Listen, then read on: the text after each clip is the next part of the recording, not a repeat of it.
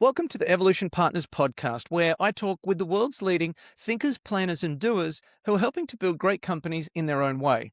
We learn how the work they're doing is creating an impact and get to know a little bit more about them and what makes them tick. This episode is brought to you by Evolution Partners, where we help leaders confidently build enduring great companies through our proven structured strategic planning process. You can learn more at evolutionpartners.com.au. You can also find our books, Made to Thrive, Onboarded, and my latest, Bigger Isn't Better, Better is Better. Robert Glazer is a thinker and a doer. He's the best-selling author of several books, including Elevate and Rethinking 2 Weeks Notice, and the host of the Elevate podcast. Robert is also the founder of Acceleration Partners, a global partner marketing agency recognized for its remote-first approach, values-based culture, and commitment to developing talent. He's also a returning guest on this podcast, and today we're diving into his newest work, The Compass Within. It's a parable that helps readers uncover their core values and use them to make better decisions across work, relationships, and life. At its heart, it's a book about alignment, clarity, and what happens when we finally connect what we do with what we truly value. Robert, welcome back to the podcast. Brad, thanks for having me. It's been about a half year now. Time flies. It has, and last time we spoke about rethinking 2 weeks notice, which was just a completely different take on the topic of employees leading. And so for any listeners who missed that episode, I'd encourage you to go back and see that. But today we're talking about core values, which is something that everyone has, but I don't know if many books have been written about the topic. Yeah, probably in the corporate sense. I don't know in the individual sense. And certainly when I speak to audiences about either, there is a healthy amount of and deserved amount of skepticism, I think, about it. Because I would say, as someone who does a lot of work with organizations on their core values and thinks a lot about that, that's not what this book is about. It's about personal. I think that 98% of the stuff that companies put out there is crap and it's garbage and it's wall art. So I'm with you on that. But if you've seen the 2% of companies that have real differentiated values, people behave that way, they reinforce them, you kind of see the magic of that. Similarly, there's a lot of similar exercises. Oh, pick these one-word values and integrity and family. And as much as we hate the corporate stuff, all the exercises out there and the personal stuff pretty much do the same thing. If you went and Google, figure out my core values now, you'll find a bunch of keyword lists. And I think one of the crises of the world today, and I joke my book is the solution for all the world's problems, but no, seriously, is we're very tribal, and I think we're tribal and we're pulled towards a lot of team stuff because people don't have clarity on their values and aren't able to sort of make those consistent decisions about where their moral center is and where their red lines are. And I think we all have these values, but very few of us can articulate them, and there's a lot of damage done by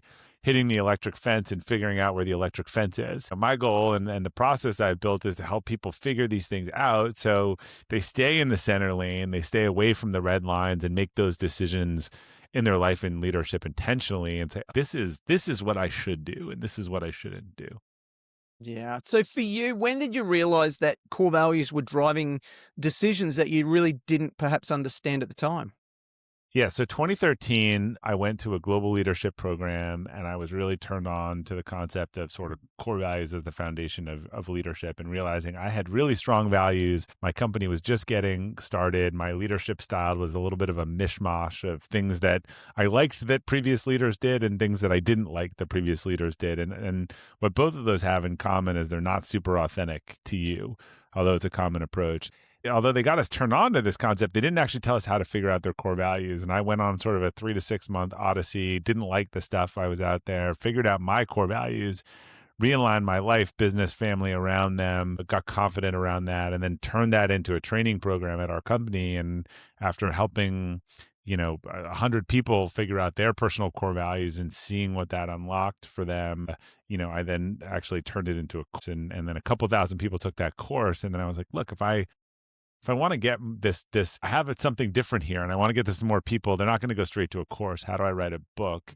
But I was so afraid no one would read a book about core values that I ended up settling on this sort of parable structure as the answer. But I just saw it be such a game changer for myself and other people. And I think having done a lot of deep work with people in my company as I built, I just came to notice that a lot of the communications problems and arguments and core disagreements between leadership team members were like deep childhood stuff. That's where our core values come from. And just really Yeah. like, and I just was like, I knew both their stories. And I'm like, you guys, this isn't about the budget. She didn't feel heard. And you were dirt poor and don't like people that waste. And that's what's going on in this budget discussion Yeah. here. And after enough of that, I realized, look, people are either going to lead with these things, whether they realize them or they don't. And I had a conversation with someone this morning, and we really figured out his why and his core values. And I could see he had this epiphanous moment around like, God, this explains a lot. But he goes, I'm kind of embarrassed. Like, is this not a good thing? And I was like, no, it's you. It's you Yeah. own the good and the bad, and it's you. So don't worry about whether you think I want to hear it or not. It fits every situation you just told me, right? You judge, you're someone who trust is really important, and either you trust people or you don't. That can be really great, and it can be a huge handicap. The difference is whether you know it, you have the self-awareness, and you bring that to your leadership. Well, that's why it's discovery, right? Because it's already there. It's the It is discovery already, it's process. uncovering, it is not creating. That's right. And that's why we do core values work with leadership teams. And that's why when they say, but don't we need the core value of hustle, or don't we need the core value of safety? It's like, if it's there, it's there. If it's not, it's not. We've got to understand what is in there. Yeah, it's hard for, yeah, when you figure these things out, and the character in the book, Jamie, has this epiphanous moment. I know other people have had similar fireworks where suddenly they look back on their life and they're like, oh, it all makes sense. It's like a Yeah. stencil. That relationship, that job, that thing, like it's all super clear to me now. And I explain to someone, because aspirationally, sometimes they're trying to, you might not be living up to a core value. You might have been the wrong core value. The example I give all the time is like, I have a core value of find a better way and share it. And part of that is just naturally restless and wanting to do more. I Yeah. would generally, in a lot of situations, think that I could benefit from being more patient. And I would say that. But for me to say that patience is a core value is just not true. In fact, my strength is that I'm impatient, Mm, about change or otherwise. But I can see someone's like, oh, I don't like this part of myself, so I have a core value of patience. That's aspirational. That's not yeah. actually who I am. I think that's what I liked about the book. It was a parable. How did you go writing a parable? Having not written one before. Having not written one before, I suggest that both of us have read Pat Lencioni's work, who writes in parables and is excellent at it. Yeah. How did you find the process? Well, he was sort of my literal and figurative muse, because he ended up reading the manuscript for me and giving me the cover blurb. But it was sort of like, all right, I think a parable might be the way to do this. I have a note about my daughter sort of was challenging me to like write fiction, because I don't write, like a couple things came. And so I thought about like the Go-Giver and the Goal and the parables that I really liked. And it's like, look, I need to show this. I need to show this through a character that everyone, and it turns out my hypothesis was right. People have all seen themselves through Jamie, and they're like, I Yeah, had that conversation with my partner or my boss or whatever. And Jamie's just a vehicle by which to see yourself.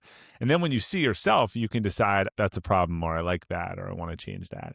But then the last chapter lays it all out. So, let's tell you exactly what you saw and how to apply it or otherwise. So I had no idea how to write a parable other than I really liked them. I like storytelling, and I knew what I wanted the character to go through. And I knew generally kind of what I wanted that to look like, to really be able to show it to people. in the book you talk about the three big decisions: partner, vocation, and community. Perhaps you could tell us a bit about those and what happens when they're misaligned.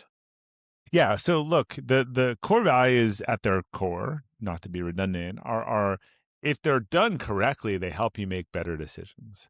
And I don't think there are any more important decisions in life than the big three. So your partner, if you choose one, your job, and that could be your vocation, the type of work you do or where you choose to do it, and your community, which for a lot of people is where they live or where they spend their time with or otherwise. And if you don't make these decisions, and these are big decisions, align with your core values, they will not work, and they will probably dramatically impact your satisfaction in life. If you can Yeah. imagine someone who is with a partner that they don't share values, in a job where they don't share values, a community they don't share values, like if they're not depressed, they're going to be. And so I want to help people ideally not make these decisions multiple times and get it right. And it is the ultimate clarity to have that litmus test. What has come up pretty consistently is that I think people have ignored the community part. I think this is the one that the book has made them reflect on. Like, does my community reflect my values?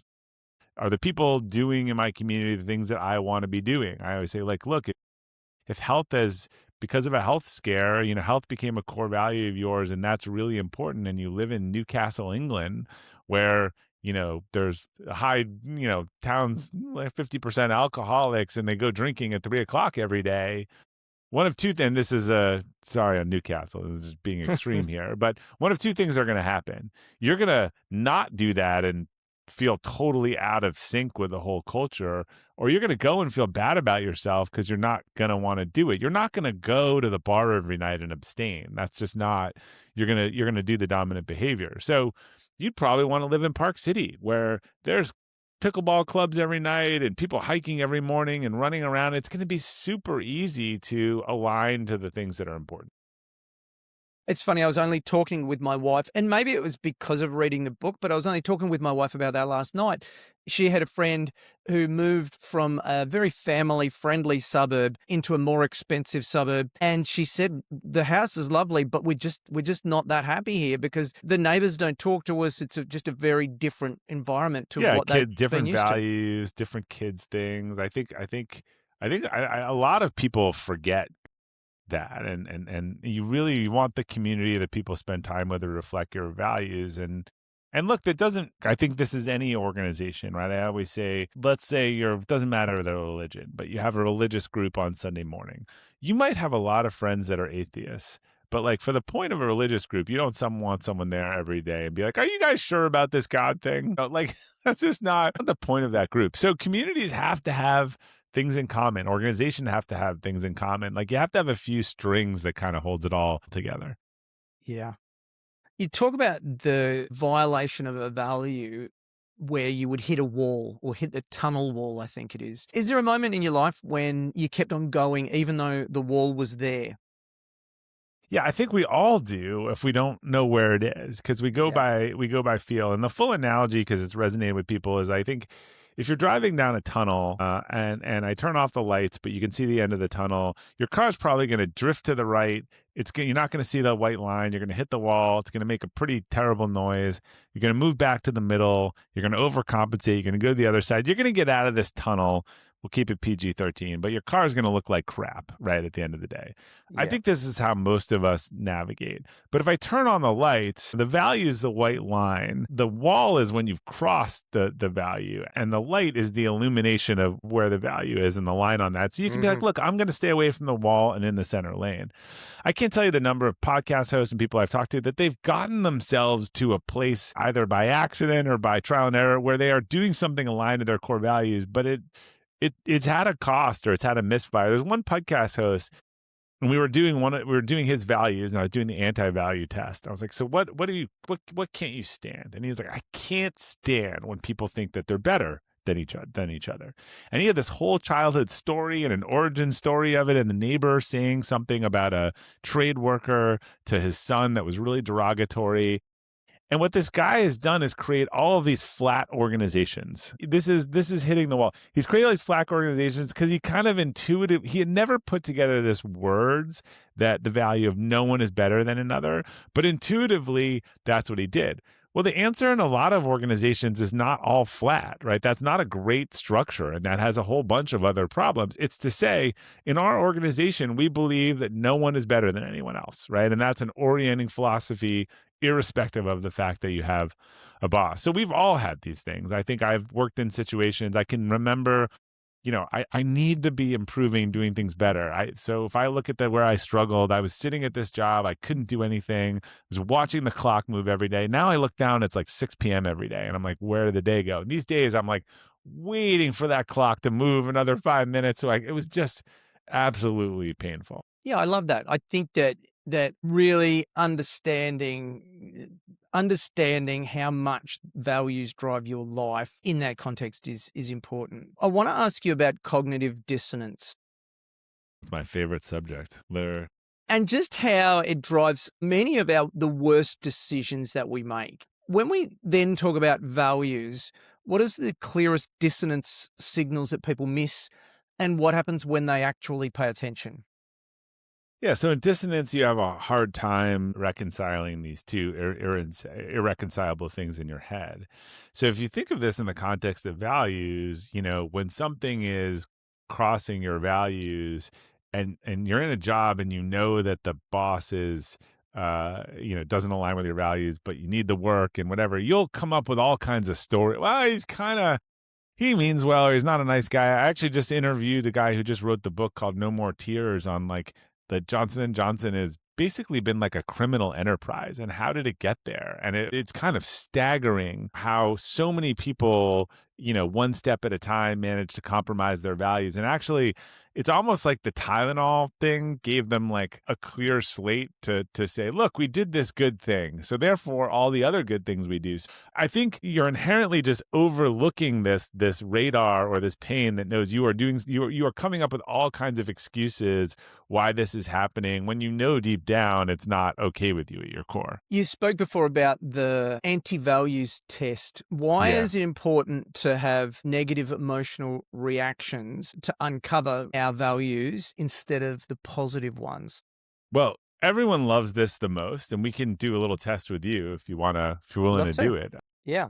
But the anti-value test, basically, if something is a value, then the inverse of it should cause a lot of discomfort. So it's a pretty good clue to a value. And in fact, when I often say to people, like, and you can see it in people's face, like if they tell me a value and I invent the inverse, and I was like, well, how does that person sound if you're at a party? They're like, "Ugh," like they look like they want to throw up, in talking to them. It's almost like you can't hide the visceral body reaction to it. So, I mean, I'll ask you that question. So, Brad, and what people also tend to do is they start with, well, what's kind of annoying when people do, and then by the end of the sentence, they're like, I hate that. Like they try to like soften it, but when they nail on it. So what is behavior or an action or something that people do that just drives you crazy, that you can't stand? I would say entitlement. I would say that would be the first thing. Do you want more, or is that enough? No, yeah. So what does entitlement mean to you? Like, give me a little more. So they something they haven't earned, something or that they should be given without any work. Something that should be given without any work is a really good way to describe it. Got it. So if you are sitting at a party and there is someone with whom you are talking with, and you hear them talking about, what's really annoying? The $500,000 distribution for my trust fund is just late this quarter, and I can't stand when it's late. And then in the next sense, like, what? And my parents, they came to my job interview at Goldman Sachs today, and they were there for the job. Now, you guys can't see Brad's face, but some of you maybe can if you're listening to this, but he's getting uncomfortable as I describe this. He's doing exactly what I said would happen. So, now we'd have to play around with what the inverse is. It's not, but it's probably, something around owning it or accountability or personal responsibility, and the opposite of that, bothers you. Yeah, that is very effective way to get to the heart of the matter really quickly. Yeah. So if we have more time, we could dig into that, but I'm guessing again, the inverse is it's probably like do the work, there's a bunch of different branches it could be, or own it, or self-reliance. I know that story because I have a core value of self-reliance. In fact, it's a strength and a weakness. I think that values and strengths overused. I've always been independent. I will drive myself home from the hospital unless they tell me I'm not. So my antithesis is that story, and I've used that in examples. Like if someone's talking to me about their trust fund, and I'm just like, God, I gotta get away from this. When they're talking about how everyone's doing something for them. I guess we're both members of the Entrepreneurs Organization, and so Yeah. therefore probably more likely to be hard workers, or moreover not have a sense of entitlement to get in and get stuff done. Yeah, that Perhaps. you're responsible for your outcome. That's exactly. 100%. That was cool. Thank you. So in the book, everything unravels for Jamie at once, Jamie being the protagonist, which is a great example of Aristotle's narrative arc. But the work, the relationships, and the community Do you think that many people, or why do so many people only confront their values when their crisis or a crisis forces them to? Well, what's interesting is I might not argue that they totally unraveled. I think he became aware of these, probably similar to a lot of us. There's some smoldering, right? And his diving into it and being made aware of his values let him take a look at that. But his smoldering was probably not different than sort of most people. But yeah, it often does take a crisis. I mean, I can't tell you the number of people I know. No one ever gives up good for great. They give up bad. They lose their job. They're fired. They go start a business. I've had people in our organization when it finally hit the end of the road and we're like, can we help you because of our 2 weeks notice thing? What do you want to do? And they list a job that is 180 degrees the opposite of what they're doing now. And so it's funny, like you don't want to be doing what you're doing, but the pay was good. We're nice enough. And now that the job is over, you're forced to really think about that. So I know a lot of people who've ended up in bad places or made bad decisions because average or good and they just kept going down the wrong track because it wasn't bad. And unfortunately, a lot of us just don't act unless there's pain. I think for Jamie, it was the curtains got pulled up. And I think it was his awareness of it became a little bit painful. Like once you kind of have clarity around this stuff, it's hard to look away. But I think most of us without the clarity just feel some discomfort and we don't know why. When we work on core values with leadership teams, there's a slide that we use that's a photograph taken from a company here in Australia that I will not name on purpose. As a bad example. Yeah. As a bad example. I have one of those. Yeah. So there's 21 core values on there, right? It's pretty. You probably have the same picture that I have. I'll see if I can pull it up on this call. Is it a white wall with like red writing? Or no, it's not. No, okay. It's one of those flexible banners about 6 foot high. You pull them up and right. it's all it's on every there. one word platitude in the world. Yeah. And so I've told this story probably hundreds of times using that as the antithesis. This is what core values should not look like. And then one day, one of the leadership team members saw it for the first time and said, I used to work at that company.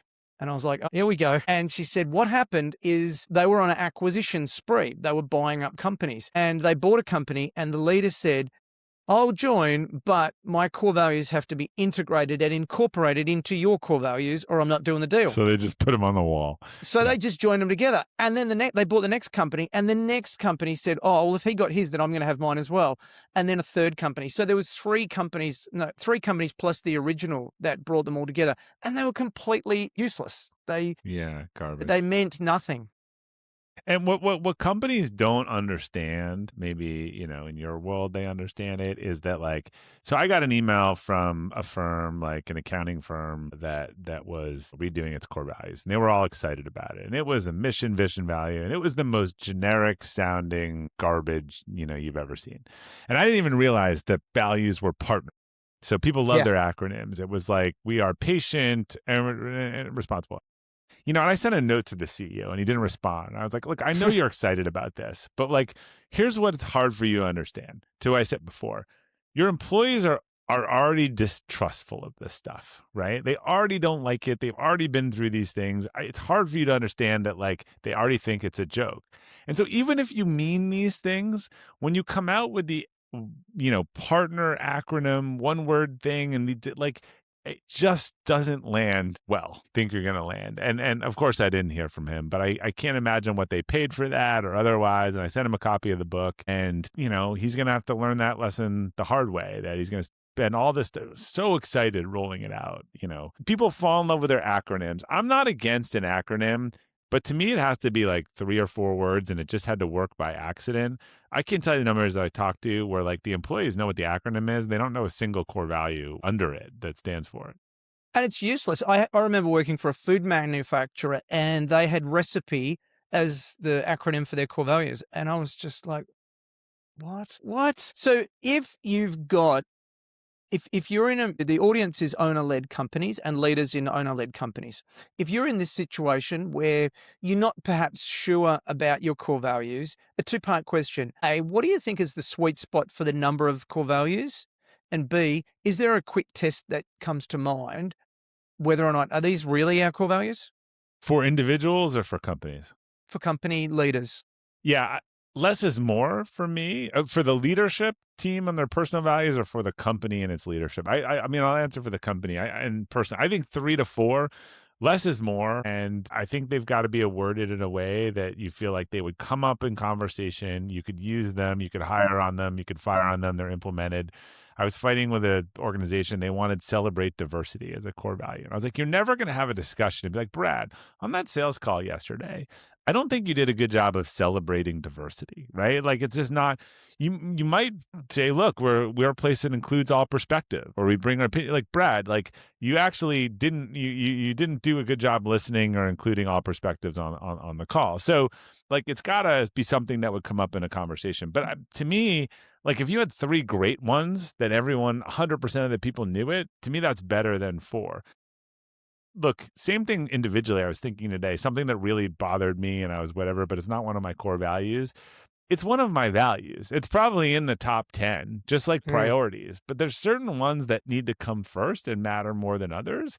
And then there's other things that matter too. So that doesn't mean it's everything a company stands for, but that has to be the most important thing it stands for. So if you're not ready, willing to hire or fire, or you don't hear it being used in decision making or awards or recognition or lore, then it's just performative. What's the line in the sand between a core value and a value, do you think? It's probably the hierarchy, right? I have a lot of values. So it's probably like and even the hardest decisions, and I encourage people to put them in a hierarchy, or when your core values conflict, because it's like asking you to choose between your children. So imagine someone, and this came up in a conversation, had a personal core value of tell the truth and do no harm. Well, it doesn't take a lot of speculation to see how very quickly that could get into problems. So I asked the person, like, you find out your partner's or your friend's partner is cheating on them. Do you do Hmm. no harm, or do you tell them the truth? Or you're a boss and someone on your team made a fireable mistake and you're the only one who knows that they did it. Do you do no harm, or do you tell the truth? And they're usually pretty clear in those situations. But because they're clear when you isolate it, and this is a made up situation and it's not real, as to which ones higher are. And that's why you need to know that, because when you add in the emotions and the real situation and otherwise, it's going to be really, really difficult.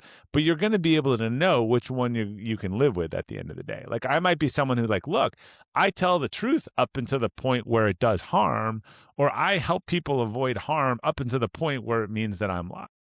Yeah. Some people confuse aspirations with core values. What's the most common false value that you see high achievers in particular list, and why do you think it shows up so often?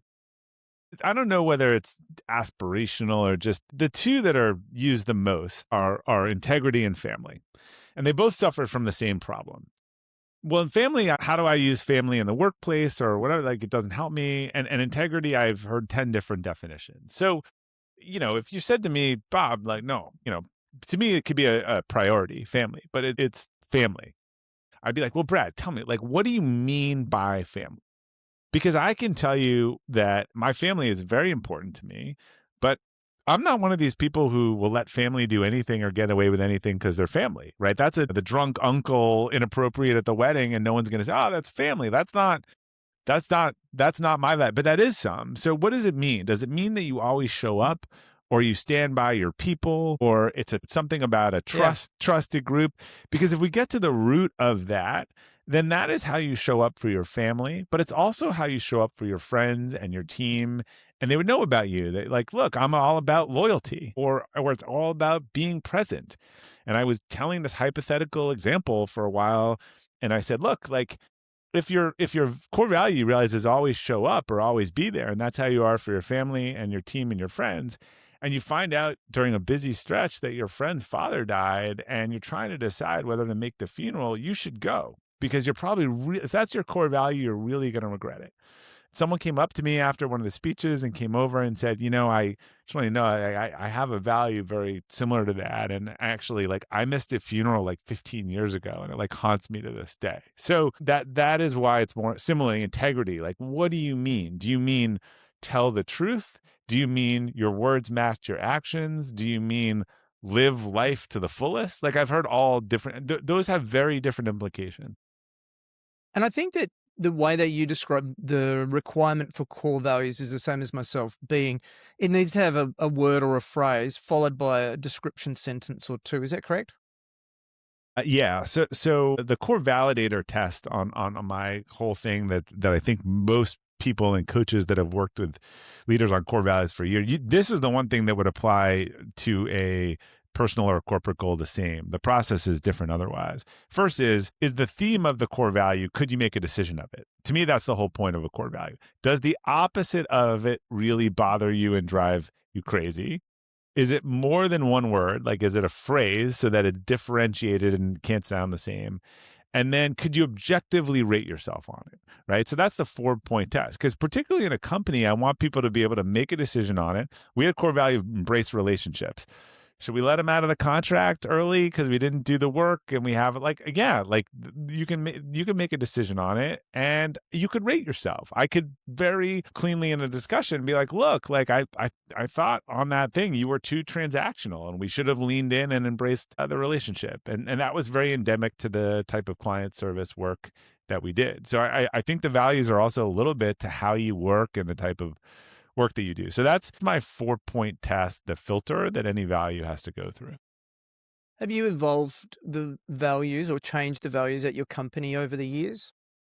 We only did it once. I had 6, and that was after I figured out my personal core values, and we came back and we cut them to 3. And they've been the same for 3 for almost 12 years now. And when companies change, I don't think you should do it a lot. I think when there's new leadership or there's new leader, there's a fundamental change or there's an acquisition, you should revisit it. But even when you do it, you should, sometimes you're clarifying them or consolidating them or bringing them. You're not saying we change everything we believe in, because if you really did have core values and you were living them and you change them, you potentially have to change a lot of your people because you're signaling like, we don't value what we did anymore. And so that might be a problem for some people.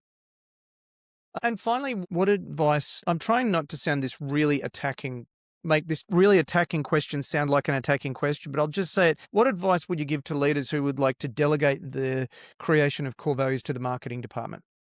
Well, it's funny because I don't see, like, the problem usually is I talk about core values and there's questions in the audience and someone comes to me in the corner of the room afterwards and says, I really believe in this stuff and my company desperately needs it, but the leadership team doesn't and doesn't want to do it. What do I do? And that gets more awkward when the leadership team is the guy's dad, which was another discussion. The marketing team can help with the polish, but the marketing team should not be creating the value. Similarly, a consultant should not be creating your values, right? When we do a core values audit or cleanup for a company, we do tons of in-depth interviews. We take all of that data and we come back to the leadership team. We say, here are the things that people think are really important here that you're not talking about. And here are the things you're talking about, but that you're not doing. You got to figure out, here's how you could reconcile it. We're not giving our opinion on what it should be. We're not bringing any outside thing. We're saying the people know, the people already know. It's just, they don't have a neutral party to extract it out of them. So marketing should not be creating core. They should be taking the core values and they should help you with the icon and cleaning up the language on it. And again, but it's not for the outside world. They're not for customers. Right? Yeah. Their behaviors, they're for you. Like, I understand that some people have a similar customer facing problem, but core values are the behaviors that you fundamentally want to reward from your team. They're not marketing slogans. That's a great way to move to close. So tell us, Robert, what is a book that you would recommend to our audience? So one of the most impactful books on me, and I want to say I read it maybe when I was like 35, 36 years old, kind of a classic, is Tim Ferriss's The 4-Hour Work Week. And this was in the first days of sort of remote work and contractors and a lot of this stuff. And I actually think that book is very misunderstood as sort of a optimization hustle culture book. I actually thought it was one of the first books that got me to realize that, like, working really hard your whole life, planning for retirement, deferring everything, and hoping you'd enjoy life at 70 when you could be dead is a really dumb strategy. And how do you figure out how to do the things you want to do today and have the flexibility you want to have? And I see it as much more of a philosophy book on how to live than I do a productivity hack. It's a thoughtful answer. Thank you. And how can people learn more about you and the work that you do? Sure. Well, I think The Compass Within is now live in hardcover in Australia. We've had some inventory shortages, but it should be on good problem to have. It should be on boats coming your way. So you can find that at Amazon or wherever books are sold, or compass-within.com. And all of my books and podcasts and newsletter and everything is at robertglazer.com, robertglazer.com. And I like to say, like, if you're interested in this work, there are these 6 questions that in the, so robertglazer.com/6. And I just have the questions there for you on thinking about, like, that will ask you about some different situations in your life and start you down the process of understanding your core values. And if you don't want to go through the whole process, when you answer those 6 questions and you just look at the answers, it's going to bring up some stuff that's surprising. Very good. Thank you. What haven't we covered off that you wanted to cover off today? Covered a lot. I guess, I don't know, when's the right time to do this work. I think that this is a lot of people want to talk about, how do I get aligned? How do I get aligned in my life? I don't see how you get aligned until you have clarity on what you are and who you are and what you want to align to. Yeah. So it's really hard to get in alignment without doing this work. Again, whether you want to read the whole book or take the course or just try those 6 questions, like, spend some time to do this work. I can't think of a personality test or anything else that is more helpful than understanding clearly what you value. I just think then the decisions and the choices become fairly easy and obvious. Thank you. Robert, thank you so much for sharing your wisdom today. It's been a great conversation and really, yeah, a great topic. And yeah, I think it's one that, whilst it's been covered, I really appreciate the way that you've covered it. So thank you. Thank you. Appreciate it. And good to see you again. And thank you for having me. Well, I hope you enjoyed the episode as much as I did. If you'd be kind enough to leave a review for the podcast, that'd be really helpful to other like-minded entrepreneurs, and then we can grow our community. If you want to find out more about our guests, head over to evolutionpartners.com.au/podcast, where you can find show notes and other additional reading. Hope to see you back next week. Until then, keep thriving.